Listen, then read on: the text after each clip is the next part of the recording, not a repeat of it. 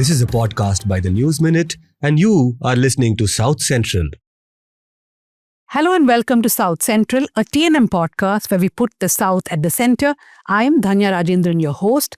There's a small change in my co-host, I think for the next 2 or 3 weeks, because Pooja Prasanna, the reporting head of News Minute, is on her annual leave. But don't fret. Those who watch, let me explain. She's already shot all her future episodes, kept them in the bank, and then only when she's gone for holiday. So joining me in Pooja's place is Anisha Sheth, Karnataka Bureau Chief, who absolutely hated the idea of coming on any podcast, but I have forced her to be the co-host of the show. Welcome, Anisha. Hello, I am now resigned to my fate. Yeah. And joining us from Thiruvananthapuram is our colleague and the head of breaking news desk, which means she's always in a hurry, Azifa Fatima. Azifa Fatima is also the winner of the Ramnath Goenka Excellence in Journalism Award. She's also a winner of the Project Siren Award 2024 for her reporting on teenage suicide. Azifa, welcome to South Central. Hi, thank you for having me here. In this episode, we look at why the Supreme Court acquitted Dashwant, a Chennai man who was on the death row for the rape and murder of a child. We will then inspect Karnataka Minister Priyank Kharge's demand that RSS should not be allowed to conduct events in government premises.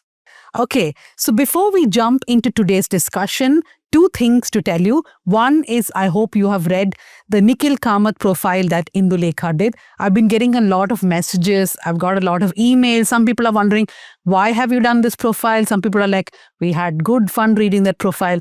The point is, business profiles are not something that we have attempted at the News Minute. This was a first trial. So do read that business profile and write to us. Tell us who else you would like us to write about. The email ID is southcentral@thenewsminute.com. And it is Deepavali time. Here at the News Minute and News Laundry, we have a Deepavali surprise for you. It's a discount on our subscriptions. You get 20% off on 3-month and 6-month plans, and you get 25% off if you take an annual subscription. This offer is valid to the end of the month, so do not forget, as you spend money on sweets, on clothes, on green, non-green crackers, also take the subscription. And we have a lot of paywall stories coming. So instead of cribbing next month about how costly the subscription is, take it this month when the offer is still on and light the way for democracy. Anisha, we will begin with the headlines. Okay, let's start with Tamil Nadu. Supreme Court extends stay on ED probe in TASMAC case, questions federal overreach. So this is a case related to the ED raids on TASMAC earlier in, I think, March or February. And it began an investigation under the Money Laundering Act. The Tamil Nadu government then challenged the ED's actions in the Madras High Court, which dismissed its plea. So now the Supreme Court has since stayed the ED's actions and has extended the stay and has raised questions about federalism and the state's right to investigate cases. In fact, CJ Gawai said that if I say anything on federalism, you'll only report on that. I don't want to say further. Supreme Court orders a CBI investigation into the Karur stampede and retired Justice Ajay Rastogi-led panel to monitor the probe. Okay, so the Supreme Court has basically said no to the SIT which was set up by the Tamil Nadu government. The SIT was to be led by Asra Garg, an IPS officer. There was also a one-man commission to be led by Aruna Jagadishan. Both that now stands cancelled. It's only a CBI probe. What I found a bit strange in the Supreme Court order is that the Supreme Court says that when this 3-member panel is made and when it has to have 2 officers who can be from Tamil Nadu cadre, but they are not officers of from Tamil Nadu. So that's a bit strange, right? Like, what is the Supreme Court trying to say? That if a police officer is from a state and there is an investigation against the state itself, they will never do justice. Yeah, that is very, very strange because then it raises questions about the credibility of officers, right? They're supposed to be government officers once in that post and not have any other considerations. I think the whole Supreme Court order is a setback to the DMK for sure, which wanted the SIT.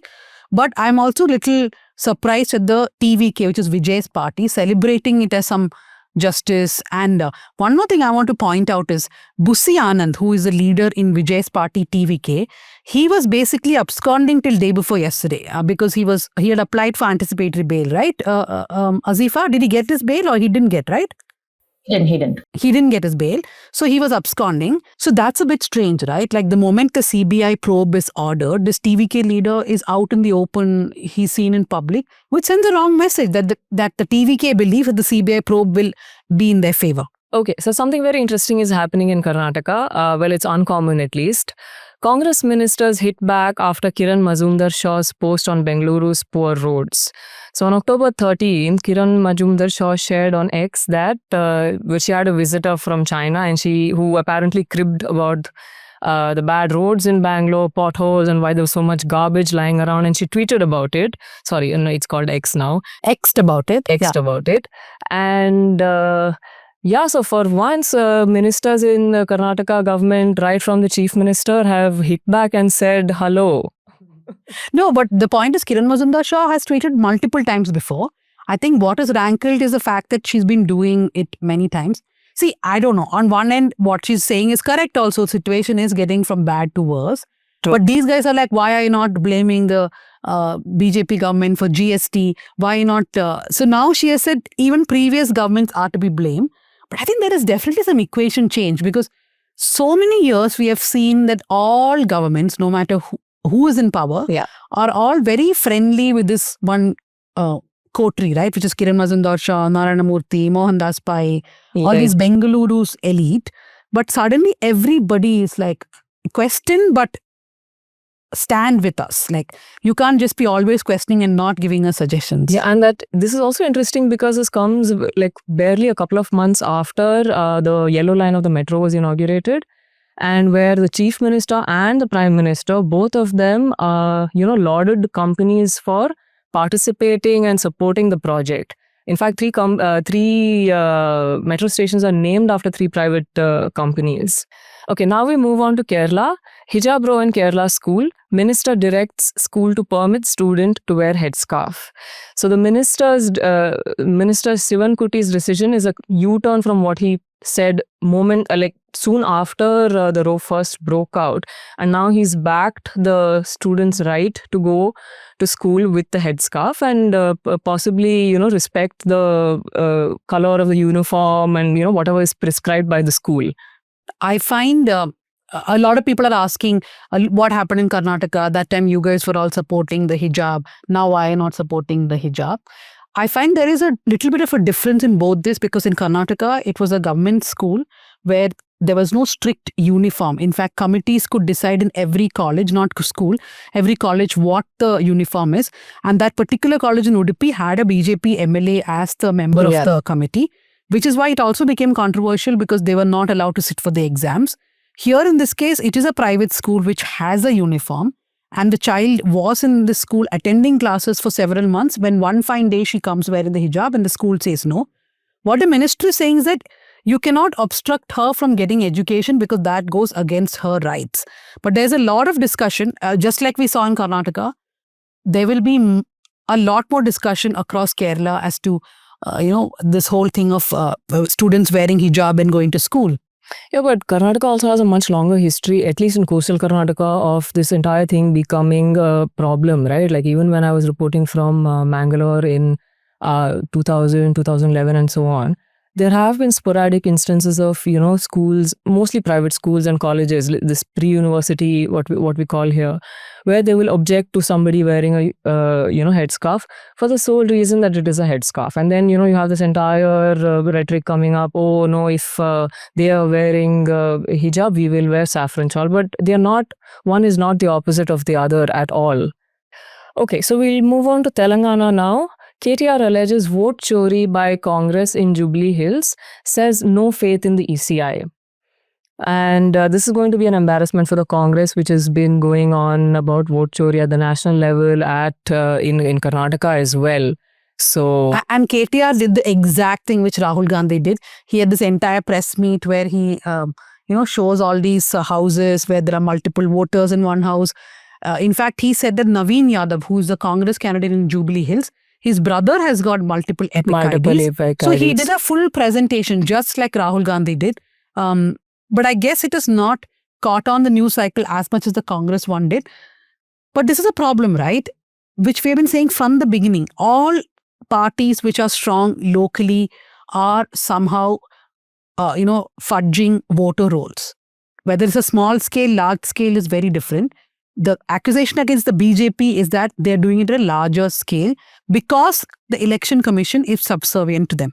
But that does not take away from Rahul Gandhi's allegations, neither does it take away from KTR's allegations. Yeah, no, all of these things need some serious reform, I suppose, with regard to the entire election process, because we are now staring at a lot of distrust in the system. Yeah. Okay, so we go on to Andhra Pradesh next.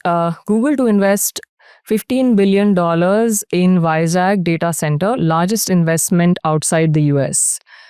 Yeah, so it's a big deal for Andhra Pradesh, and I think they are, of course, projecting it as a big deal with Naidu saying that I brought Microsoft to Hyderabad, now I brought Google to Andhra Pradesh.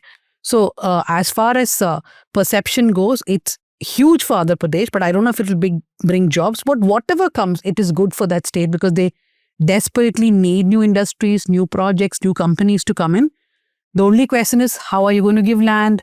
What are the resources that you're going to give for these companies and at what cost? Let's not forget concessions. Yeah. Okay. Moving on to national headlines. Former IAS officer Kannan Gopinathan joins Congress party. So just to remind our audiences, Kannan Gopinathan was the IAS officer who quit after Article 370 was abrogated, which gave special status to Jammu and Kashmir. And he's now joined the Congress, so we'll have to see where that plays out. In fact, I was surprised that he's taken a decision to join a political party only now. Around that time, a lot of IAS, IPS officers quit. Maybe Shashikant Senthil, who went to the Congress, Annamalai, who went to the BJP, and of course, Kannan Gopinathan. But it is a good asset to the Congress because this is someone who understands the electoral system, how it functions. So let's see how Rahul Gandhi can use Kannan Gopinathan. Okay, so thank you, Anisha. You did quite well. Anisha was very worried about how she would read the headlines because it's the first time. But Pooja, come back. Yes, please save me. Okay. Okay, so we'll go to our first discussion. In fact, last week when we started recording South Central, we actually told you that the judgment had just come in a case which had horrified Tamil Nadu back in 2017. This is a case where a 7-year-old child in Chennai was found raped, murdered and burned to death. A young man who was accused of kidnapping and murdering this child, his name is Dashwant. He was convicted by a lower court in Chennai. Then the conviction was upheld by the High Court. He was sentenced to death by both these courts. But recently, Justices Vikram Nath, Sandeep Mehta and Sanjay Karol of the Supreme Court of India found that Dashwant is not guilty of his crime, and they have acquitted him. And Dashwant was actually released from jail a few days ago. This puts before us many questions. Was the investigation shoddy by the Chennai police? Did the prosecution not do its job well? What really went wrong? Because the Supreme Court's judgment is really a slap in the face for the Tamil Nadu police and prosecution. Now, when I first read the judgment, just the Supreme Court judgment, I was under the impression that, my God, is the policing really this bad? Like, they did not have, there was CCTV footage apparently of Dashwant taking the child's body in a bag. I mean, you can't see what is in the bag, but the fact that Dashwant on a bike carrying a bag. But the CCTV footage was never seized by the police. Never seized. Forget seizing. Yeah. And normally what happens is police will seize footage, but they will not label it. Yeah, and they will also not do the other required procedures under the Indian Evidence Act to certify that this is authentic and so on. Yeah. So in this case, they had not even seized it. Then the court said that the last seen theory, they doubted this witness itself, who said that he had last seen Dashwant with the child playing on the terrace. The court also doubted the DNA evidence. So I don't want to explain the whole thing as Azifa will do that for us. But first, when I read the Supreme Court judgment, I felt like the Chennai police have completely screwed up this case. But then I went back and read the lower court judgment and the high court judgment. And now I'm somewhere in the middle, where I feel like there are some things that the police did do correctly. But a lot of things have been cherry-picked by the Supreme Court. In the Supreme Court, Dashwant was represented by Project 39A. I mean, previously Project 39A. Now it's called the Square Circle Clinic at the Nalsa University of Law, Hyderabad. There's a bunch of lawyers who represent people on the death row.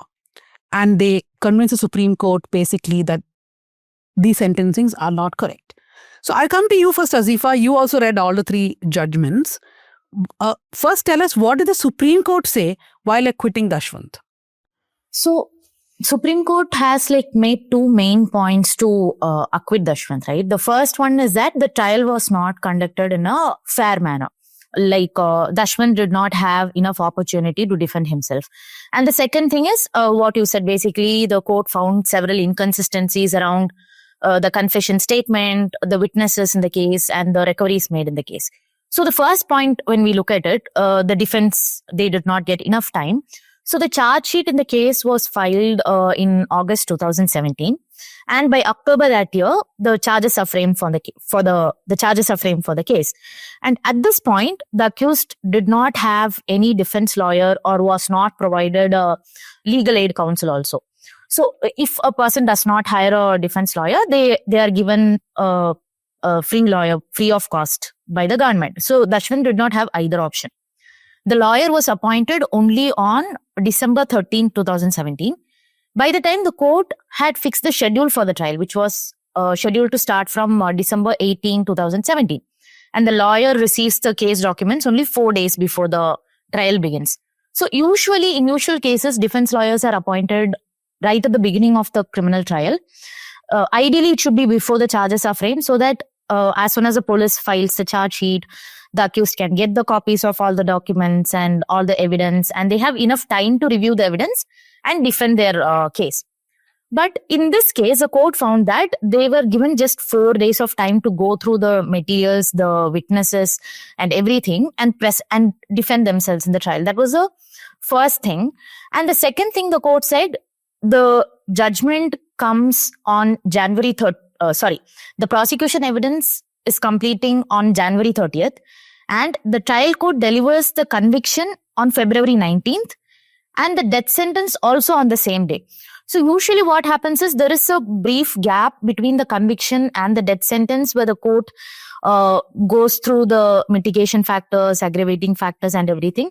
But in this case, that brief period was not there, and on the same day, both of this happens.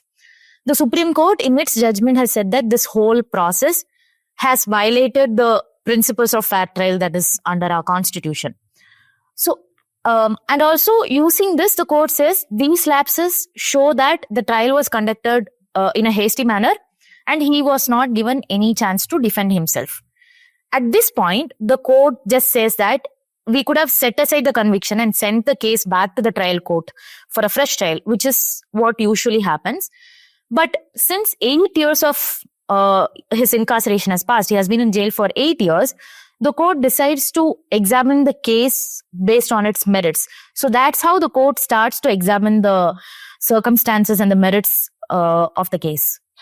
Okay, Azifa, before I ask you what were the other details which the court went into, I have to welcome late Latif into the studio, Sudipto Mondal, executive editor of the News Minute, who was told that the show will start recording at 6 o'clock, but he's come in at 6:52. But Sudipto, it was because of heavy traffic. No, it was because of the failure, the collapse of what was once the cultural capital of India. It is because of successive governments which have turned this city into a trash can.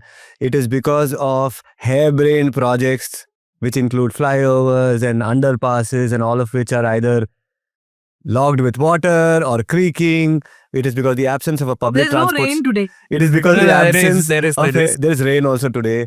It is because the absence of a coherent public transport system. It's because of people with a lack of vision like DK Shivakumar, who are still planning some tunnel project. road. which Oh my God. I can just go on. I'm so frustrated. I'm not kidding. This is, what has happened. This is that man who cried wolf kind of thing. I know I'm generally late, Latif. Fine. But I started at 5 o'clock today. 5:06 I started from my home. I reached. Okay, when Sudipto says 5:06, in my mind, I'm taking it's 5:46. No, I was talking to somebody on the phone. I have evidence of that phone call. So that is. But just to say, our in-house Kiran Mazumdar Shah is here. Right? so? There's a whole fight happening because Kiran Mazumdar Shah said something like you did, and everybody's just descended on her, from Siddaramaiah to Priyank Kharge to DK and everyone. No, but then they should all. It's collective responsibility. They shouldn't be the only ones jumping on Shaw. Actually, Shaw should jump on herself because of the disaster which was BPAC. Okay, and the fact Which is what that, we were talking about. and the fact that it is a completely misguided project given to the hands of a bunch of people who ran companies properly. Doesn't mean they know how to run a city properly, because a city is not some company. not just a company. It's not some, what do you call, IT park. Yeah. Okay. So we'll go back to the Dashwant case. You were explaining to us, Azifa, that the Supreme Court found that he was not given fair trial. I just want to add that when this case happened, there was so much of furor in Chennai that none of the lawyers wanted to represent him. And that's not something new, right? We have seen multiple cases where society is so morally repugnant about it that the lawyers don't want to represent.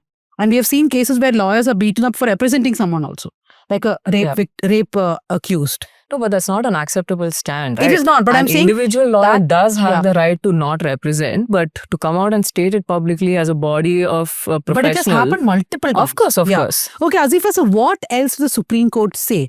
We had DNA samples which matched Dashwant's. There was a neighbor who saw the child with Dashwant, but the Supreme Court found it, and then the police also said Dashwant led them to the dead body, right? That he showed a dead body to them. So the Supreme Court is saying all this is unbelievable? Yeah, so in this case, basically the entire prosecution case is resting purely on circumstantial evidence.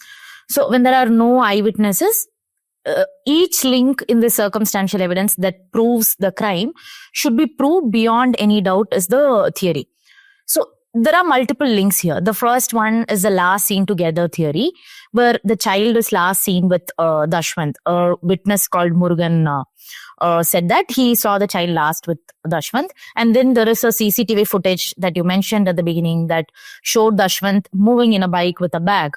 And then there are statements, his confession statement, other witness statements, and the recoveries that are made, including DNA samples and everything.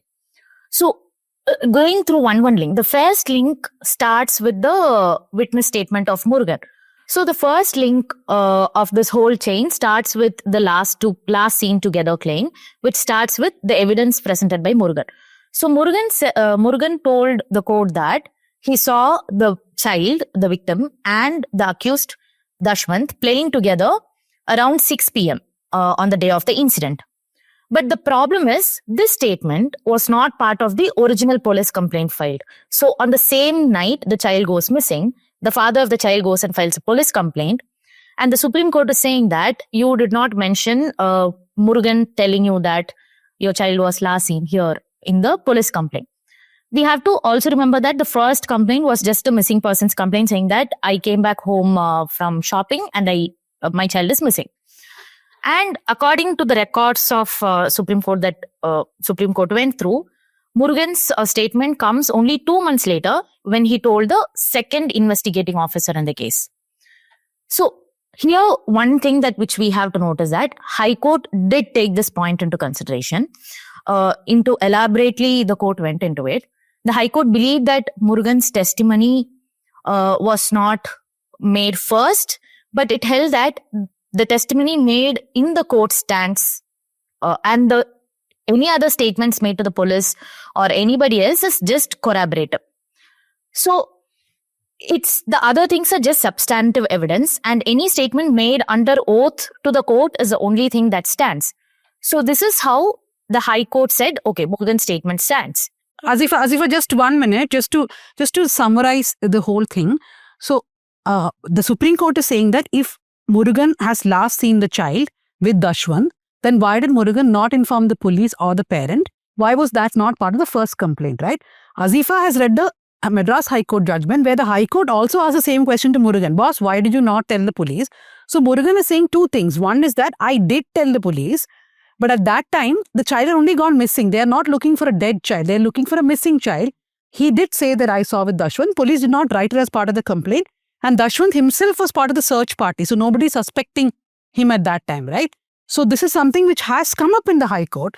But the High Court is saying what Azifa just explained, that as far as the court goes, what a person says in court is more important than what a person told the police or anybody else before. Yeah, Azifa, the next one is about the DNA. Explain that. The next one is about the CCTV footage.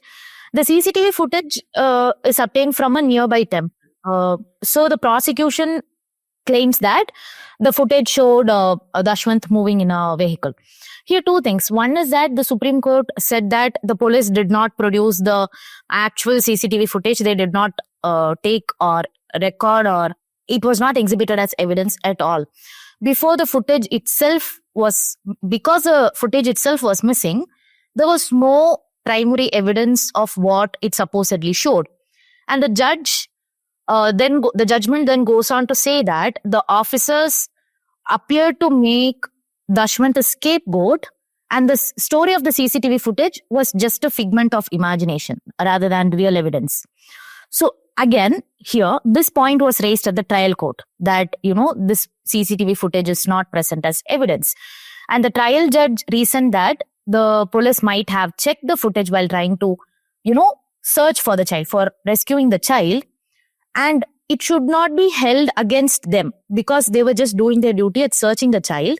And the video or the supposed footage is just a starting point in the investigation, and it is not an end into itself. So the trial court just dismissed that as it's not a big enough reason to brush off the whole case. But the Supreme Court again here disagreed with that and said there is no primary proof of Dashwant ever crossing that place. So we can't believe on that evidence as well. No, I find this absolutely surprising that there is supposed to be CCTV footage.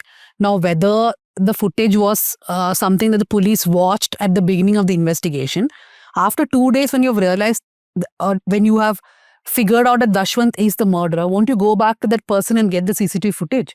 Exactly. And why would you not keep it? Because that is one part of your evidence that he did go on a bike, right? Yeah, and cops routinely, in case after case, you find that they don't see CCTV footage, or they seize it after a very long period of time, and then they find that CCTV footage is not there anymore. And Right. this is a matter of 2-3 days. They could have gone and taken that CCTV footage, but they did not.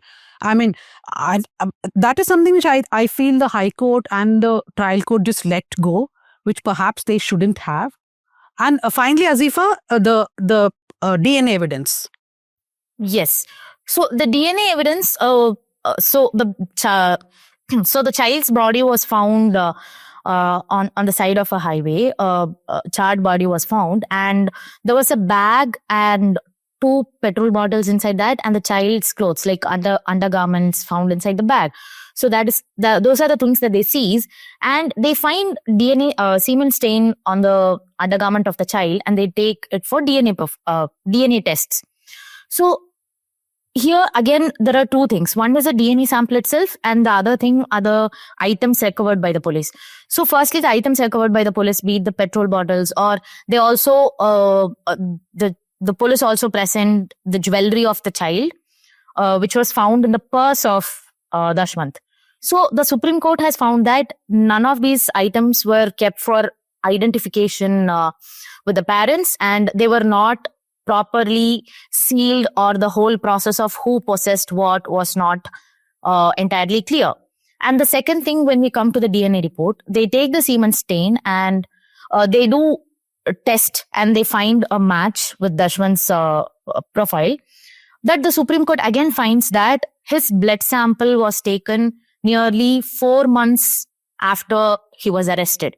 So that casts a huge shadow over this whole thing. And that's the primary reason that the DNA report is completely brushed off. And another thing is the whole chain of custody, right? When they take his blood sample and where it goes, who is possessing it, there's no record of any such thing apart from a letter that said, we are transporting these things, we are sending these samples for test. So the prosecution also failed to prove chain of custody for the forensic samples itself. So the forensic samples also went out of the window in this case. No, look at the travesty. There is no doubt that the undergarment belonged to the child. Even the Supreme Court is not casting that doubt per se. Yeah, The it's Supreme like- Court is just denying the entire evidence because it was not stored and the blood was not taken on time. Like, why would you arrest a person? You have got an undergarment from the bag. Why would you not take blood samples for 4 months? Yeah, and that was the strongest piece of evidence they had, right? The most scientific piece of evidence they had to tie the accused to the crime. And from the Supreme Court judgment, it appears that the police failed to prove that the underwear belonged to the child. I mean, how do you No, let I don't a think in case the like High that? Court, in the trial court, there was any doubt that the underwear was the child's. I No, think the the Supreme Court raised these objections, saying the police did not prove that the underwear belonged to the child. I think the Supreme Court's problem is they're saying that the entire thing is made up. Forget the underwear. Yeah, I mean, Everything from the baby- bag to the earring to underwear, everything is made up. I mean, it's a travesty, right? Like you are not noting down things in the mazhar, simple things that you have not taken blood after 3-4 days, and we see this in case after case. That is what is infuriating. Like after this case, a senior IPS officer from Tamil Nadu messaged me saying that you all should do a story on how police simply don't follow procedure. Also because it is very difficult to follow procedure. This procedure of this Evidence Act is very difficult to follow. And he was also saying that there's a lot of burden on, like a police station's law and order person and crime person. And eventually both law and order crime have to go into investigation. Yeah. No, I mean, there are academics who make a case for separating law and order duties from crime duties and setting up a separate crime investigation department itself, which will only investigate crimes. So that is something I think that we seriously need to consider, because just look at the nature of this investigation is so bad. Yeah, and there's a second acquittal. He was acquitted in the case of murdering his own mother also. That was acquittal came in the trial court. This is the second acquittal. No, when I started the show, I was saying that I'm a little bit in the middle ground, because I feel that in some ways they did have a few witnesses. And if I'm to believe that Dashwant was indeed the killer, then the police did have a few good witnesses, but eventually they disbelieved by the court. Yeah, so the burden, I mean, the onus on the prosecution increases in the case of circumstantial evidence, right? Yeah. Like if they wanted the case to hold up in court, they should have done a much better job of following the procedure so that it does not fall apart for these very reasons, right? And let's not forget that the Supreme Court said that he was acquitted for lack of evidence, not that he was honorably discharged. That kind of it was not that kind of an acquittal. But they call it fiction. They have said this is a fiction by the police. Yes. I mean, You want to add something, Sudipta? No, I just can I make like one of my generally sweeping comments about the judiciary? We know what happened to some of these landmark cases when people were accused of crimes. With the judiciary, it seemed wanted to believe that these crimes were committed by certain people. Look at what happened to Yaqub Memon. Look at what happened to Afzal Guru. Right? It is almost like to satisfy the collective conscience of the country, somebody had to be hanged. And here you have something like this. I'm just looking at the contrast between these two, and this is not just in this case. There are cases of mass atrocities, where lynchings and those kind of things happen, and somehow it just goes to show that the subjectivity of the judiciary, how far it goes to acquitting or convicting people. It acquits people clearly quite on a subjective basis, as well as convicts people subjectively. So taking off from what Sudipta was saying about the subjectivity of the judiciary, we see a case in the Karnataka High Court where a RSS leader here in Karnataka gets bail literally hours after he's booked for a hate speech, but somebody like an Umar Khalid does not get bail in the Supreme Court for, over and over again his petition is rejected. But if you speak to Project 39A, they will tell you it's not about subjectivity, it is about technical issues, and that simply this case was built up on circumstantial evidence which should not stood the test of law. That in the trial court itself should have been thrown out of the window is what Project 39A will tell you. And Project 39A to me is a great streak of light in an otherwise dark place. It goes to expose these procedural lapses. It is important for somebody to be doing this. And by the way, I hope nobody is coming to the conclusion that we have come to the conclusion that this man is guilty. Right? That is not what we are saying. We are saying that there are so many things which are awry in this case, which have gone awry in this case. And that is what is scary, that somebody like this. No, see, for me, the point is because we have been reporting this very closely for a long time now. I said in the last South Central also, we had an interview with the father. Dashwant's father had given us a very detailed interview in which he said that initially the family believed he was not the killer, but then they were told that he was the murderer. So for us, it was that his own father telling us that it was his son who did it, right? That was for us in the reporting, that is one of our turning points. No, but see, my problem, Azifa, you can also come in here. My problem is, I was asking somebody in Project 39A that, look, I understand the morality behind this, right? That basically you are questioning death sentences because death sentences should not be handed over like this without, in any case, but in this case specifically, or cases like this. But I was asking, why are you not limiting yourself in cases like this, especially POCSO cases, to saying commute death to life? Why are you challenging The conviction. the conviction itself? They said that's what they do for all the cases. And that's their legal strategy also, I would assume, no? Because they have to pull the case apart and see how weak the grounds are. So in this particular case, they primarily challenge the whole circumstantial evidence thing, right? Like as you mentioned. So when you prove a circumstantial evidence thing, there are like 5 key conditions, if we can put it that way, that each link or each circumstance in the whole chain should be firmly proved, and it should be consistent only with guilt, and it should be conclusive in nature. And all these should exclude every possible explanation of innocence. And together, this should form a complete chain of evidence where there is no gap or no doubt that the act was committed by the accused.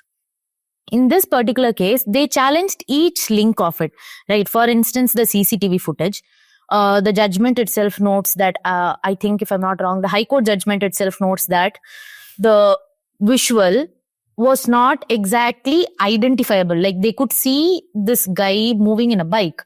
But again, the temple person, he said that it was not identifiable, which means you just see a rough figure, and based on clothes and based on certain other things, you just identify this person. So again, when you cast shadow on each link, the case, it's like a deck built with the cards. So it just falls apart eventually, right? So the primary responsibility with the prosecution and the police itself was not handled properly, I would say, because they should have built the case very airtight so that nobody can come and challenge it in the first place. But here, as we see, every element in the case is challenged, right? Apart from the fact that actually a child has died. That is true. No, I was thinking after reading the High Court judgment that perhaps the reason why they did not seize the CCTV footage was deliberate. You could not make out who the person was. You could make out if a young person was going, perhaps if you zoomed in, you used some technology, you would have seen more details. But since that may not have been useful, they just decided not to seize it. We don't know what is the real reason. Yeah, but you can refrain from presenting it as evidence. Yeah, right? exactly. Yeah.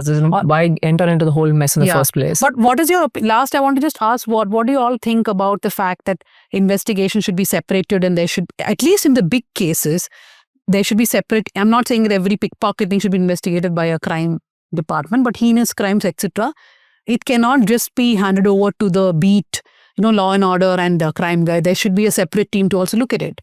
Every police officer is actually trained in investigations in the basic sense. Basics, yeah. But my thing was, I'm just trying to see the big picture over here and how the police or the uniformed and armed forces, I'm including police and army over here, how uniformed services are designed and how the constabulary and the officer cadre are divided up.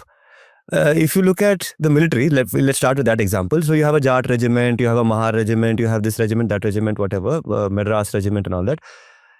The soldiers will all be Jats or Sikh or whatever. But the officers will come from the All India services.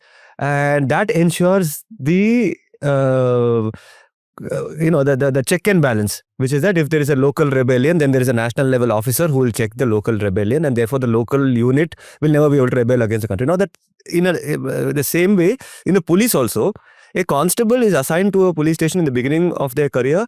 They end their career with the same police station. And the sub-inspector onwards, they keep getting circulated. But that circulation also happens in one police commissionerate limit. You can't go from Bangalore to Hubli overnight. If you're a sub-inspector, you'll have to come up in your ranks in this place only. And then you have the IPS cadre, which will be like going all over the state and things like that. So in this business, the imagination is that the constabulary will be very embedded in the local neighborhood thing. And what unfortunately happens, and it's not a bad thing, because that gives them an understanding of 20, 30, 40 years of every gully, every person who is a troublemaker, all that. But in the process, as you can imagine, they become embedded in that very system, which means that they become lackeys of the powerful people and oppressors of the weak people. At the instance of the powerful people, they become the police or the security guards of the rich people in that neighborhood. And bad investigators too, who Yeah. perhaps do not follow the evidence Nithari act. killings. Danya, do you remember Nithari killings? The local cops, how well they could have investigated that case, because people were talking about the stinking drain. You remember little highlights? I'm sure everyone remembers about the Nithari killings. People were complaining about stinking drains, body parts for weeks and months and years. The local cops could have easily picked it up. Why did they not pick it up? Because Pandher, I think that guy's name was, that big guy in the neighborhood.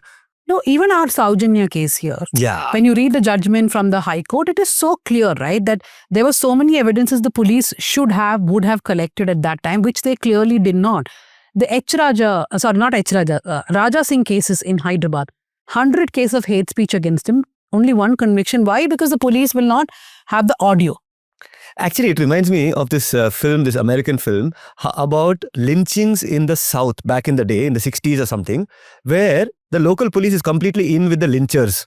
And the federal cops come to investigate the case. And how this, this power equation between the two. And the reason I'm mentioning this is, by the time some SIT comes, the local cops might have polished off the evidence. But in this case, Sudipto, it's not even like that, right? They really wanted to catch Dashwant and make him convicted. Just that they did a shoddy job of it.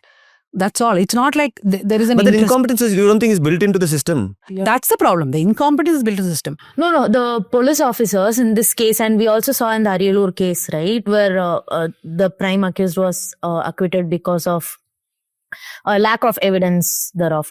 So the thing that we keep noticing is that these police might want to nail the perpetrator in the case, but it's because of not doing the technical stuff, not doing the paperwork. It's these things that actually eventually lead to the acquittal. Even in this case, if they had recorded simple act of getting the jewelry, sealing it properly and entering it in the mahazar, could have entered it as a recovery in the court's document, right? They did not do that. So despite getting the jewelry from his purse, it's not even an evidence. It's out completely.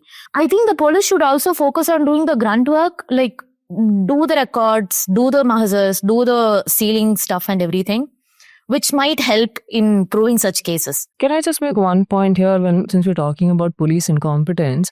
I mean, when we talk about procedure, following procedure, law, etc., due process and all of that, police actually know their way around the procedure when it comes to murders and things like that.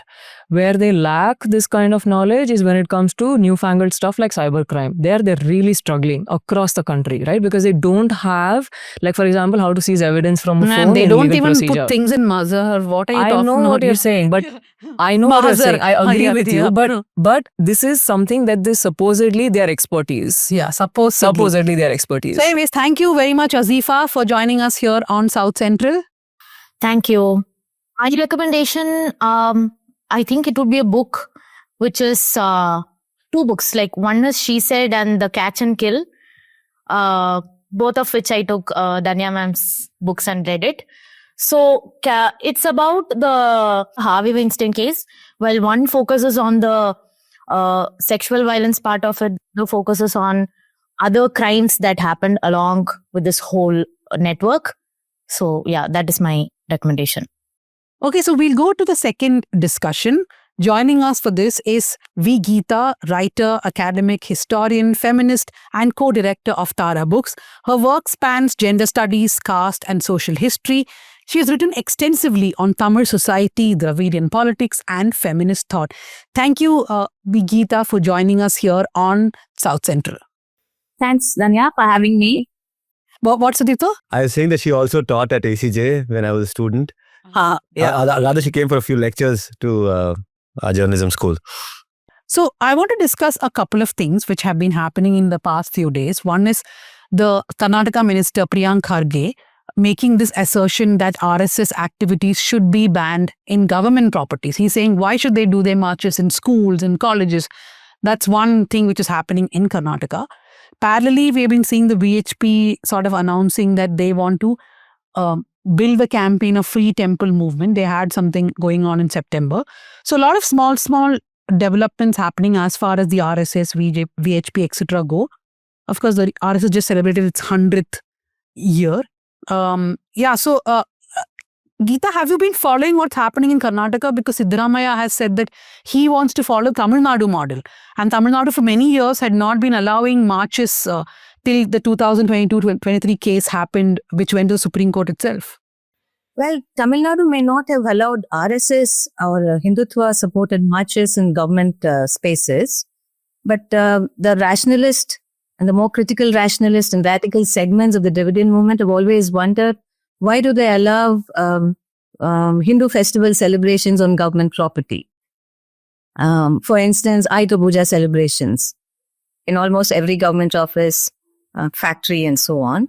The reason I bring this up is that there's a certain level of everyday religiosity that the BJP is counting on, and they're just waiting for that right combination of, political tension and the moment at hand, in which this fairly routine everyday religiosity can be pushed one notch higher and made to serve their purpose. So I think the outrage we feel when the RSS and VHP do stuff on government property, it should also be matched by what else happens on government property without the RSS and VHP. Because government property is secular and Sarkar space, as it's called. Sarkar space should remain Sarkar space. Or we should all admit our Sarkar allows religious festivals of all kinds, and we must have other reasons for telling the VHP not to do this. So I would like to complicate this discussion a little bit, rather than sort of only see it as a sort of a Hindutva assertion, because then we play right into their hands and fight the battle on their terms. But it's good to also take a hard look at oneself and see what conditions have been created over the decades that it's easier for the Hindu right to sort of brazenly do this sort of thing. But can we compare an RSS march to religious event? Like Anisha had talked to the DCP, I think, in Bengaluru, and he also said the same thing, right? That we are allowing religious events now, and so RSS march also was allowed. Actually, I spoke to an activist who told me that, when he questioned the DCP told him that they had permitted the route marches, and just like they permit any other, so there's a High Court order context to this where a pride march was, went to court and said that, okay, we are not protesting, we are creating sensitization on LGBTQ rights. And that's when the High Court said that, okay, if it's not a protest, then you can have a meeting in a public place, which is outside the designated protest area of Bangalore, which is Freedom Park. So in that context, I think that was what the police officer was talking about when he said that, we allow it just like we allow religious marches and, So can an RSS march be compared to a religious event in a government organization, in a government building? No, I don't mean to compare the two. I don't think there's any real analogy there. But I do think it's good for us if you're fighting the Hindutva forces in real earnest. And this is a long battle. It's not going to end tomorrow or the day after, right? Let's also sort of build our resources in a way that allows us to take stock of what we've been doing so far, what should we do going ahead. And if we can be a little more reflexive in some of these cases, because there's no point in reacting immediately to what they're doing, because that's what they want, right? They want us to provoke them into being even more aggressive. So I think that's very important, that how do we build our resources in such a way that we can also make it very evident why are we challenging them, whereas we will allow an LGBT person to occupy government space and say whatever the organization wishes to say. But we need to build a strategy and a culture for doing that, don't we? So I would actually, I am basically a historian and a teacher. So I think in pedagogic and historic terms, rather than in terms of, what one ought to do immediately. This is not to say one ought not to do anything immediately. And I'm certain that if something like that happens in Tamil Nadu, there will be protests and people will go to court and I don't think there's anything wrong in any of that. But if you ask me, I think we should ask ourselves some tough questions as well. Those of us who purportedly are on the liberal, secular, left side of politics. So in Karnataka, irrespective of who is in power, when government projects get inaugurated, one Brahmin will be called, one coconut will be broken. That is generally the process. And it's not even a non-Brahmin priest. It will maybe be some Agama ritual. of so-called Bhumi Puja or something like that will happen. Is that the case in Tamil Nadu? And once you answer, I want to have some supplementary questions. But is that how it works in Tamil Nadu as well? Yeah, I don't think it's as blatant as that. For example, when we open the Mettur Dam every year, to let water from Karnataka flow into Tamil Nadu, which is such a big occasion for us, we have engineers and even the minister throwing flowers into the water. I haven't seen any Brahmin priest on such occasions. When government projects are inaugurated, I must confess, I haven't seen such pictures put out into the media or any place else. And I suspect that they may not call a Brahmin. But it's possible that some individual ministers might actually sort of consent to some kind of a puja, not necessarily involving a Brahmin. Okay. No, in say if it happens in Karnataka, it's not like that's the photo op. That ritual happens for the satisfaction of everybody. The photo op will be the chief minister or minister or principal secretary, whoever is inaugurating. That's separate. But anyway, the supplementary that I had is, ma'am, how do you look at public spaces also is a question, right? I mean, if you consider that in Tamil Nadu, the government has been very proactive in banning the RSS and Hindutva organizations from government schools. And let's also look at which are the public spaces that these organizations want to occupy. They're mostly looking at educational institutions, colleges, schools, Anganwadis. These are the places they want to operate out of. And even, let's say, playgrounds attached to these facilities. Now, while they've been banned over there, one of the things that I picked up in some of my previous reporting assignments is that in the private school circuit, they've become very, very big. And that there, it is assumed that there should be no government oversight. But tell me, correct me, and Dhanya, you should speak over here. You've covered education for many years, Anisha also. Education is a state subject in that, yes, you might have a private management, but what you impart by way of education is very much under state control. So if you have RSS influencers coming into a private school also, is it a problem of the state government or is it not? I don't know. The RSS, of course, wants to take hold of educational spaces. That's very evident. You see that already happening in, say, a place like Pondicherry University, which shocks a lot of people who've never taught elsewhere in the south, and they suddenly come to Pondicherry, and it's quite a shock to them to see the kind of saffronization that has happened in a very visible sense. So that's very evident what their project is. Now, in the Tamil Nadu context, what's interesting is private institutions, both institutions of higher education as well as schools, have for long been under the control of particular kinds of denominational bubbles. So if you take the well-known CBSE schools in Chennai city, for example, say Padma Seshadri, for instance, which was a go-to for a lot of upper caste kids through the 70s and 80s and so on, till they also realized the demographic pressure, and now they have a broader cohort of children from various communities.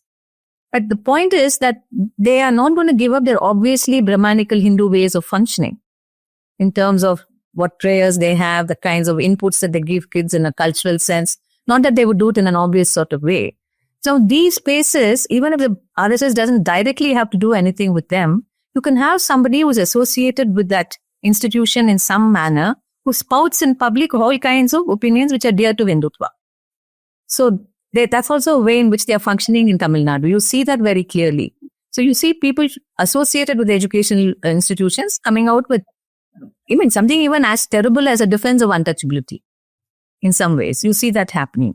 And you also see fellows who head higher institutions, like the SRM set of institutions, engineering, medical colleges, and so on. So Parivendran is quite happy to invite right-wing persons to various kinds of functions that they do and so on. So, and very interestingly, many of these are, as I said, denominational groups, either of a religious or a caste kind. And many of these castes are not numerous in terms of numbers. They are not like, say, the Vokul Gors, they are not like the Vaniyars, they are not like the Gaundars, but they are powerful propertied castes. They could be Udayars, for instance, they could be Naidus, they could be Reddiyars, and the BJP has made it its special agenda to actually train its attention on these kinds of caste groups as well. And their propertied and their fairly sort of banal political interest is served well by audience. And you see that happening already in private spaces. And the government can regulate. Will the government regulate? Because the government also has other kinds of equations with these institutions. I mean, there's a long history to the privatization of education in all our states. And in Tamil Nadu, it goes back to MJR's period. And many of those who started institutions were from his party at that time. And then subsequently, the DMK did the same. Then the Congress did the same. Everyone except the communist has educational institutions. I mean, the parties that are invested in propaganda don't have educational resources, of a kind that, that would build a different kind of common sense.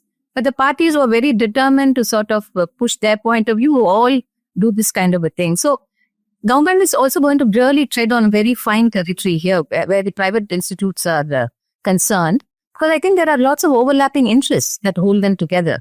And this I would like to say also, like in Tamil Nadu, for example, Karnataka has already seen BJP rule, so there's also that distinct difference.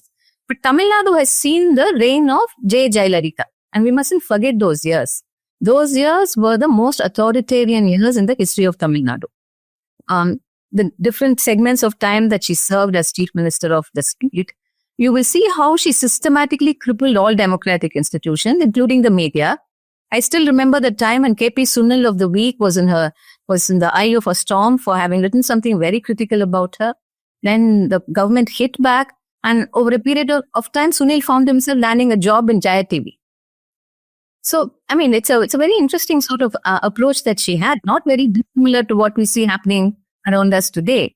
And I never forget the time when these very important set of scholars from Sri Lanka had come for the World Tamil Conference, including Professor Sivathambi, who's a doyen of Tamil literary history. And they were all unceremoniously sent for various reasons. And I mean, I can quote so many things that point how every feature that you see that is part of the way the government at the center functions today, in muzzling speech, in cracking down on dissent, in defining what is legit and what is not legit, all of these have precedence in Jayalalitha ruled Tamil Nadu, in NTL ruled Andhra Pradesh, Telangana in the past.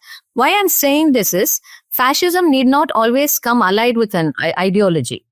It has two aspects, right? Hindutva has two aspects. One is an authoritarian state apparatus, which goes all the way down, which is seen as a good thing by sections of the population. And then an ideology which wants to draw more and more people into this consensus. Now, in Tamil Nadu, you may not have the ideology, but you have the constituents of an authoritarian state, which had been put in place by Jayalalitha during her several years of rule in the state. And I don't think the DMK has rolled back those measures fully. And in some ways, they have layered them with a veneer of democratic practice. In some instances, they have sort of not worked with those constituents. I mean, their attitude towards the media, it's still relatively more open than in most parts of the country. But the fact is that you have these authoritarian resources at hand, should you want to use them. And where that intersects with Hindutva would be what we're thinking about. But it can also exist without Hindutva, for instance. I just want to drag this back also into the question in hand about when all of you are discussing about the use of private space and public space for the RSS activities. And we have to divide the RSS activities as to, they use a playground, for example, for kabaddi and sports and all that thing, and they have their prayer, from Shishu, Bal, Tarun, Proud, everybody stands and does their prayers. But in Karnataka, what is being opposed is also the marches. Now, what Priyank is saying is that using the lathi and walking on the streets, using the lathi inside schools, what is the message that you send? Now, Hegdewar or Golwalkar or whoever, it's very clear from their writings that they thought it's about community, it's about Hindu nation, it's about being the aggressor also in one way, which is why, we have spoken a lot about how it's inspired from British police or Boy Scout and so many other things. But the discussion is also about the language of what they're doing, right? Of the lathi in a school, in a government space. Yeah, and also a lathi in a public space, right? It can be a weapon, is what activists on the ground in Karnataka are saying, and Bangalore especially, because you're not allowed to hold protest marches anywhere, but RSS is allowed to hold a march with the lathi. So they're like, okay, fine, you allowed a procession, okay, they're not protesting, fine, but what about the lathi? Right? Where does that fit into your logic as a police officer? Does that not become a weapon? Can I share an anecdote about a lathi? And I think it connects three things: Tamil Nadu, Silambam, and RSS. Okay, so I went for my Madurai fieldwork story, right? So final, that one character was missing, which you know about. So I found that character, was very happy. So I went shopping in that small town and I found these Silambam sticks. Okay, so I picked up one Silambam stick from there, came all the way to Bangalore, got off at the Majestic bus stop, took a metro. The moment they saw me, they were like, how can you take this? This is a weapon. This is a weapon. And I'm sorry to say this, but I didn't say too much, but I just pretended to be Sangha Karyakarta. Okay. And they let me ride into the metro. Happily, I rode with a lathi riding on my shoulder like that. And Yeah. Okay, since we are on this So, trip, but Danya, do consider what it shows. It shows there's a certain common fear that has already crept in. That a guy who could be a clown, who could be a Sangha Karyakarta, whatever, carrying a stick can just invoke that name and will be allowed inside a metro station with a weapon, which could have been used to crack somebody's head. yeah, and coincidentally, a few days ago, I fought with some metro staff over a balloon that a friend had. Okay, because a balloon is considered a weapon according to metro rules. I filed an official complaint and they got back to me, said, no, you can't carry balloon because this is a weapon, complaint closed, bye-bye. But on the suspicion that I might be a Karyakarta, I'm allowed to carry a stick. Yes. On the But- suspicion, yeah. But can I quickly, I use that Silambam example. I think there is a certain acceptance in perhaps central government institutions across the state of this kind of a behavior. In Tamil Nadu state, I think there has been a general sort of critical common sense that we won't let this happen in our part of the world. And if Karnataka thinks it's a good example, that's great. But I'm also concerned about the fact that there are other ways in which the BJP, RSS, the Hindutva Sangh family is making its presence felt. I'm not sort of being alarmist here. I'm just saying that they work with a eye towards a very long term, and it's as important to take note of these other ways in which they are infiltrating, so to speak. We won't allow RSS marches. Of that, I'm very sure. They're also going to protest if they come into our state government schools and start doing things, and that's not going to be sort of countenanced at all. But for every set of teachers that supports, say, the Dravidian idea, who's opposed to this kind of a Hindutva thing, who's secular in the sense that most people understand the word, there are perhaps many who think that we are making a lot of fuss. It's okay to be Hindu. So what is the RSS saying that's so terrible? We don't know those people so well because they're not part of our social circle. But there are plenty of them that are there out there, and the BJP is banking on them.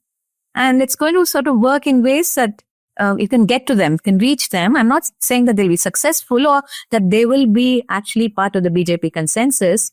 But I think their success also is they're tailoring their approach to very local situations, aren't they? I don't know, we all had a chance to look at that interview with RSS that was published in Outlook. And I found it hilarious in some ways because it's such a copybook question answer session. And all these kinds of things that the BJP RSS find problematic about Tamil Nadu, that script is at least 50 years old or 60 years old.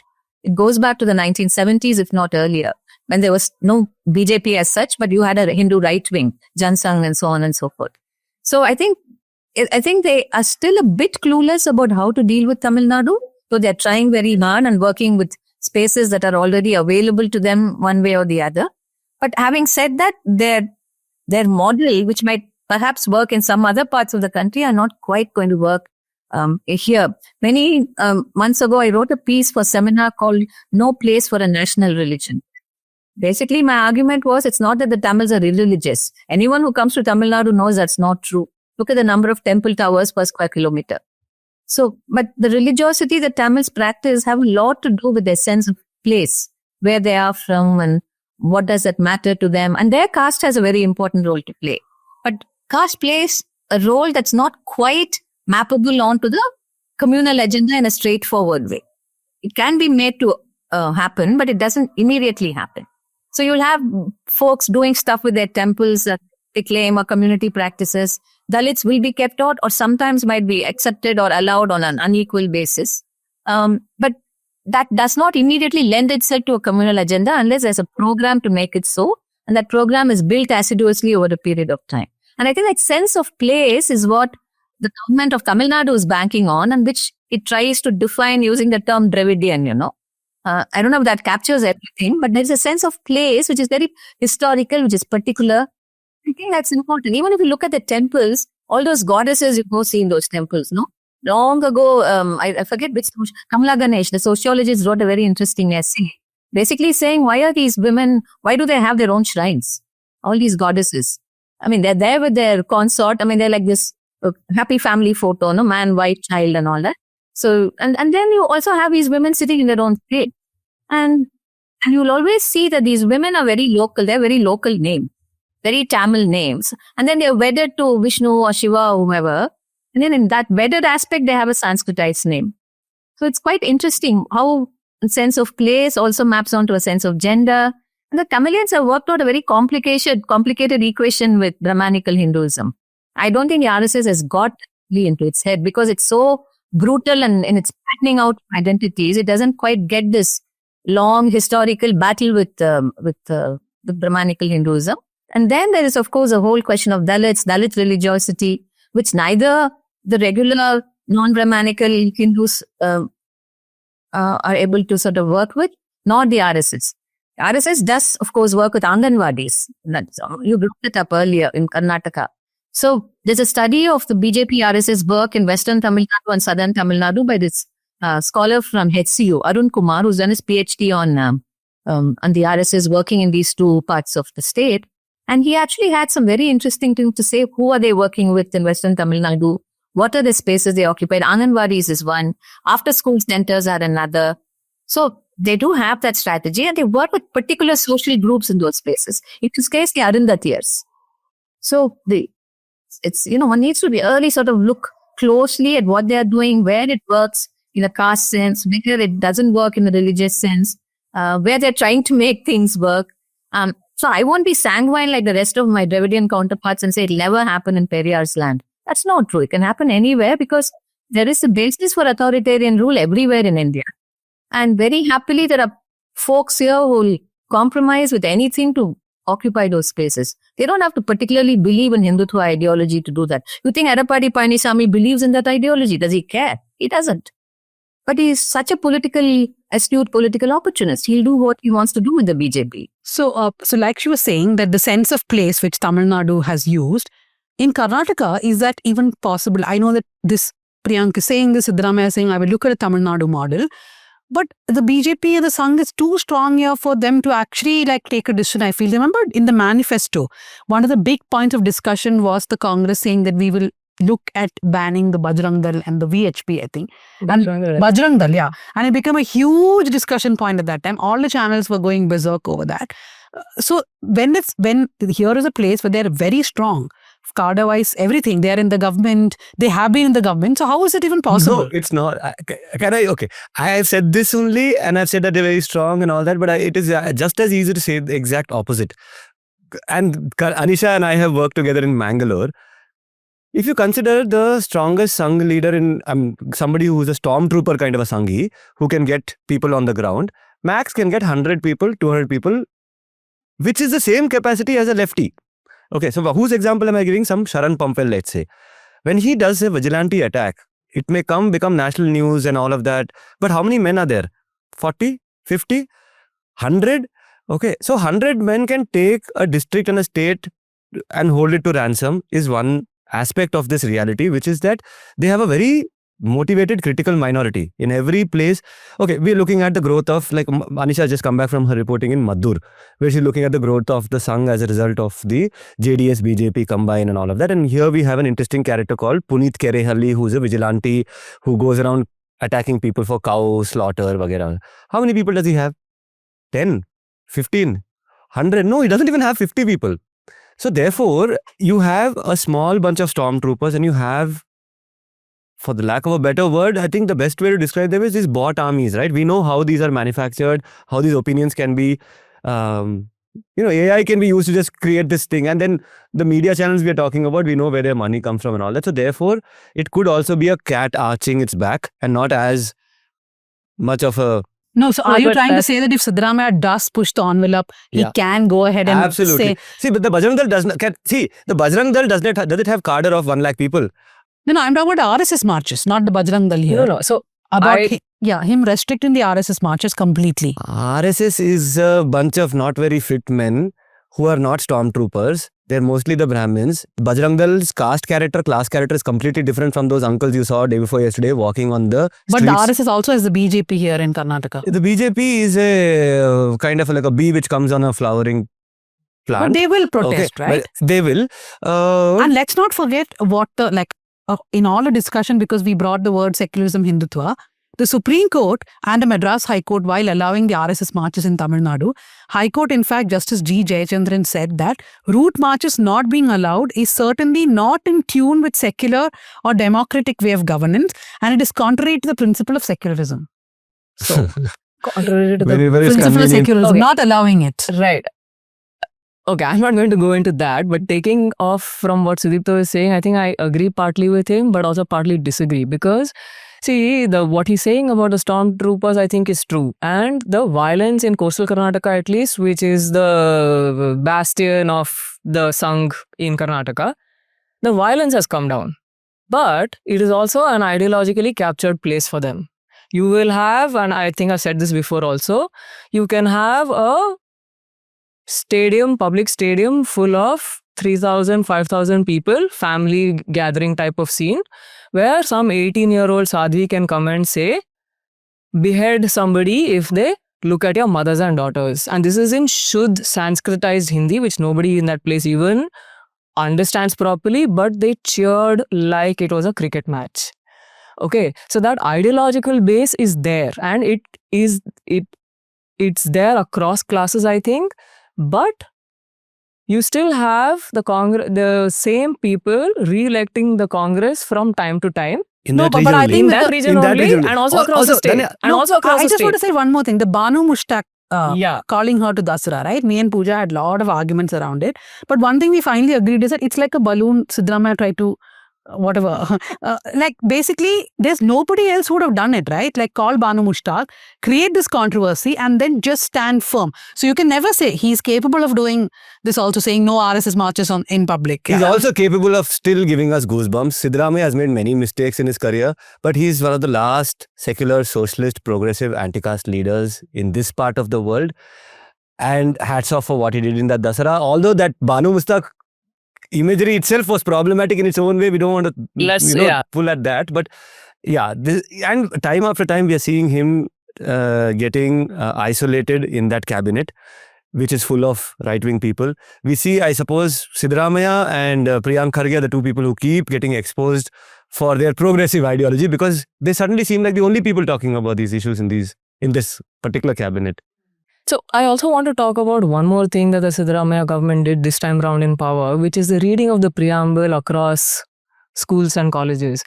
It was this huge chain of public, like people occupying the streets, saying preamble of the Constitution and reading that. Now, I don't know how much of that is going to trickle down into public consciousness, but even in terms of, say, this thing happening, right? At least it has the potential to plant an idea in people's heads. Whether that will take root or not is a different matter altogether, but I think this is something we need to talk about because as a public program, having kids read that, I think is a good idea. How much people do of explaining what the Constitution means, what the preamble means, what respect, dignity, equality, fraternity, all of that means, I suppose, as a civil society, we might have to build on that. I want to come to you, Geeta ma'am. So when I started, I was also talking about how they keep rechurning the same ideas, right? Like the VHP says they'll do a fresh campaign on freeing temples. In Karnataka, when Basavaraj Bommai was a chief minister, he said the same thing. And they did try to bring a bill, but nothing happened further. Even when they're in power, it is just words and rhetoric. It never really happens. But it's going back to the same ideas, right? Like one enemy or two enemies, and then how to strengthen your community. It's just always the same thing, I feel. It is. You see, that's also the limitations of the fascist script, isn't it? I mean, constant repetition supported by menace and violence. And the fact that you can't allow anything fresh to come in because that means then you're taking account of historical developments and changes. And don't forget one very important statement made by the great D.D. Kosambi. He said, caste is the opponent of history. He does not want to admit of historical change and historical movement. And he has this very entertaining story about how Satyapir became Satyanarayana, who's worshipped widely in the Deccan. It's a very engaging story where he says in the Deccan, Satyapir was like what's his name? Sai Baba, a fakir, a Muslim fakir, who was perhaps a healer of some kind, who was very popular. And then people went to him for various things. And then these are Kosambi's words. Then he says, along comes some enterprising Brahmin who then builds up this entire narrative about how this man is an avatar of Vishnu and therefore he's got all these gifts and skills. And over the time, the story of a fairly sort of localized fakir with some miraculous healing powers becomes aligned with a larger Hindu narrative. And Kosambi uses this incident to talk about how they don't want you to even think of movement in history. They want to recoup everything within a familiar text. And this is something Ambedkar also points out in Riddles of Hinduism. So there's a way in which they read time, and that's very important for us to understand. Time is for them seriously not something that moves. Time is something that brings you back to the same point again and again. And that's something that you see if you look at any of their issues, whether it's love jihad, for example. That was 3 years ago, that was in the news. Whether it is the whole question about the holy cow, there is that. Or whether it is about how actually Sanatana Dharma is very accommodative and Dalits need not fear anything. None of this is new. All of this goes back to the early 20th century. It was voiced by the Arya Samaj, it was voiced by the Hindu Mahasabha, it was voiced by a range of Hindu thinkers and leaders. And then the same script keeps coming back in different ways because frankly, how else will you unite a people who are so particular, so anchored in their geographies, in their particular landscapes, with their lives and occupations, relationships centering in that space? That's at one level. And then how do you unite caste society? That's a huge challenge because, again, to quote Ambedkar, the caste order is built on negativity. No, it's graded inequality. As he very memorably said, no man is brother to another.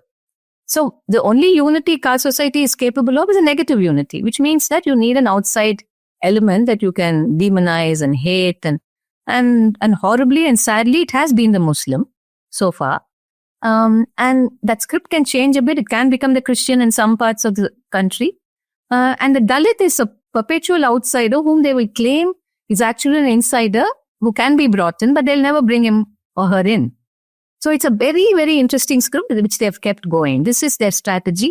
This is also the strategy of Brahmanical thought. So one can't disconnect the two. Hindutva is very much a very sort of renewable kind of idea which bases itself on the contours of Brahmanical thought. And by this, I mean not something that I'm using in a kind of a ideological way saying that is bad, I'm just using it in a descriptive way that you can think of this as a way of thinking about the world, which I think serves these authoritarian forces very well. Because if you don't admit of change and dissidence, and you constantly seek to accommodate something, basically you're saying whatever is there is already the best, no? And whatever is there is what we tell you is there, which is Sanatan. It's always there. It's such a circular argument. So how do you puncture this circular argument? Only by completely negating it and taking a position outside of it. And which is why they fear Islam. Because Islam completely sort of challenges every one of those premises. Christianity, they're not sure what to do. With Dalits, they're anxious. And that I think is our strength. Because somewhere they don't want to come across as being completely and violently anti-Dalit. So Green Branch, Olive Branch in some directions, trying to say, yeah, Ambedkar said this, he's actually sort of supporting us. That's what that Outlook interview had pointed out. Ambedkar did not agree to this Aryan-Dravidian mix. Very, very clever, just to pick out one aspect of Ambedkar's thought. So they do this all the time. And of course, where you find them completely sort of unwilling to move is the gender question. Basically, they're quite unwilling to sort of look beyond the role of women except as reproducers of caste and community. That they are very clear. So, on the whole, I think their strength is also this endless repetition of time-worn banalities and the menace that they bring to it and the way they can make it mean different things at different times. And I think we need to latch on to that and not get aggrieved each time, because that's when we get aggrieved, they love it because they think that we are right. It's all these horrible secularists and so on. But if you have to tell them, look, you bore me, this is stupid, you've got nothing new to add, nothing new to say, they don't quite know what to say to you. And that's not the tone we take with them, right? We are arguing with them on their own terms. But their own terms are so limited and so banal. And it's completely lacking in imagination, intelligence, all of that. I was thinking when you were talking about this whole circular banality, how we also stuck in the circular banality, right? Like sometimes I wish I was just reporting other things, like we were doing, but we're always so stuck because this keeps coming back. It's either a love jihad or it is somebody wanting to free a temple. They're so active. What do you do? I mean, they are the most Yeah. active The activist most group active right social group at this point of No, but social when she was force, I talking, I was suppose. just thinking we are stuck in the circular banality more than them, because every time we can say, okay, we'll ignore, but you only keep saying that we have to record everything for posterity, and this whole exercise of recording for posterity, we are just stuck in that circle, right? Yeah. But elections, Danya. Elections, No, just once, but before we go on to the elections, one small thing I just want to add. This is something I've been thinking about also, because it's not that anyone feels particularly great thinking about them, all right? I mean, we all feel despair and anger and so much else. But I personally, I can say this about myself at least, that I also think dialectically, okay? I mean, I was raised in the old school Marxist tradition after all. So basically, I see that the same set of developments which have brought these guys into focus and power has also seen some other fantastic developments in the subcontinent. It has seen an assertion of Bahujan Dalit voices. It has seen women writing and seeing things in different ways. It has seen queer people really challenging their ideas about gender and sexuality. But the challenge is how to make those things speak and sort of subvert Hindutva. It's not easy all the time. But if one were to also think of these things, and while recording for posterity and not letting posterity forget that some monstrous things happened in the mid-20th, in the first decades of the 21st century and after. But if the counter story is also narrated parallel in some ways, you also see that there is possibility, And I see that possibility in young people. I see that possibility in the classroom. I see it, for instance, I was in a workshop in an academic context, and I had 80 students, and all of them, almost 80% to 90% of first generation PhD scholars from different parts of India, and the acute questioning that they had about things, their earnestness in wanting to understand, which is very rare in most educational institutions today. And it is highly sort of rewarding to be with such students and to think and ask questions along with them. So all I'm saying is that I completely see your point about how we're also getting lost in the circular loop, because one way is to, from time to time, push the circle aside and then see these other things. And then, of course, come back to dismantling that circle in whatever ways we can. I mean, we can't let it be the way it is. But at the same time, there are other things that can push us forward in unexpected directions. We don't know yet. So before we complete, I have to tell our audience that Sudipto has been going on talking about when I went reporting to Madurai. So that article is going to be out on, I think we have a schedule, Sudipto, which is on the 5th of November. On the 5th of November, which is a Wednesday, we'll put that article out. Or I think the 3rd of November, one of those days. So please do read it. It's a long story, and it's going to be in 2 parts, right? It's about the Ayodhya of the South. So the article will come. Yes, Sudipto, your point? Nothing. You can't stop me when I'm on the verge of I'm overwhelmed with emotion at your scholarship, at your expertise, both Geeta and you. How you understand that state. So many times in the course of whatever you said, I don't think you can compare me to her, but yes. No, but as a journalist and a scholar and separated by decades. But you're running one of the nicest things that's happened to Indian journalism, please. Danya, we're very glad you're there. Yeah, you are. That I agree. Yeah. She is, therefore we are. Yes. She is, therefore we are. But thank you so much for the... And I mean, it's like, what the South? The South is suddenly there. It was never there.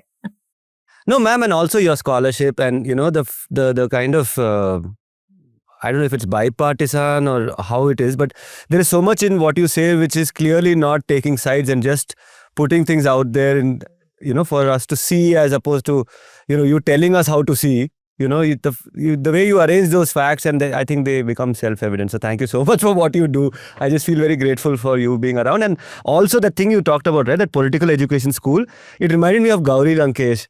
Anisha, you must remember, right? In those days, she used to get a lot of young journalists, activists, everyone around and do these. I was too timid back then to do it. Go even near her. I would be like, Gauri Lankesh.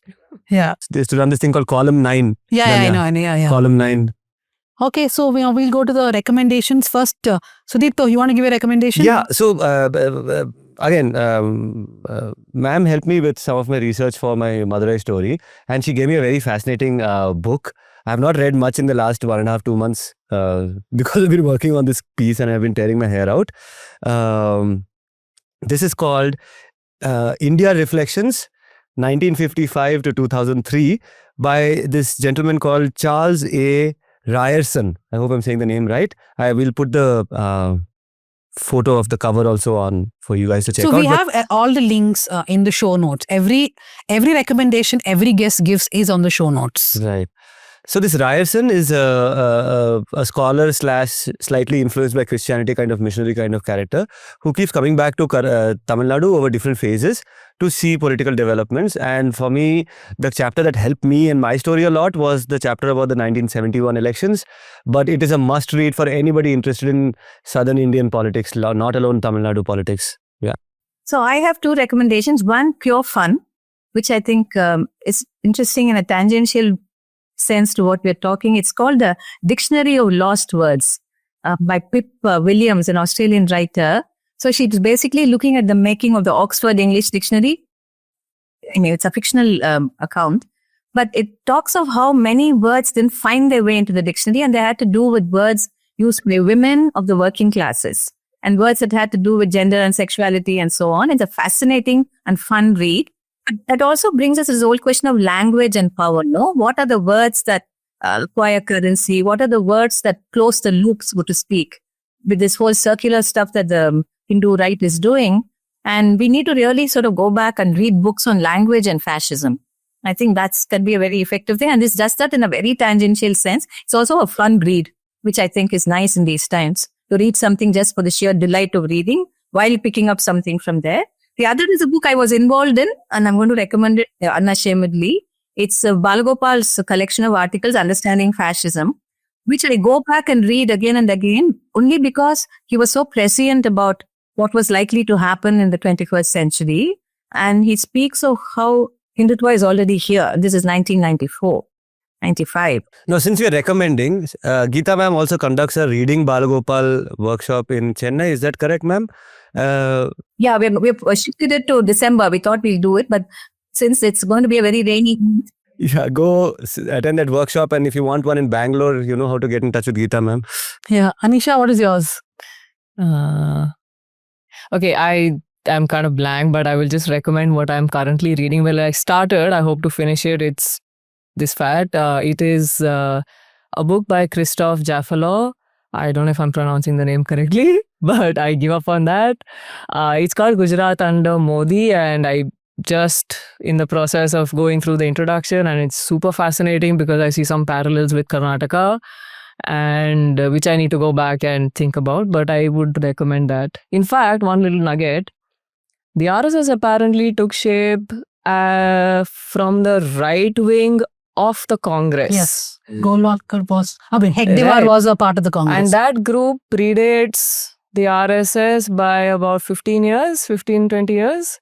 So the RSS technically... In fact, Hegdewar introduced some of the parts of the uniform in that one segment of the Congress itself. Yeah. Okay, so So my yeah. recommendation is very different from all your recommendations. It is this podcast called Lucky Boy by Tortoise Investigates. It's 4 episodes. I've listened to only 2. I think it's behind a paywall after the first 2, but the first 2 itself is very good.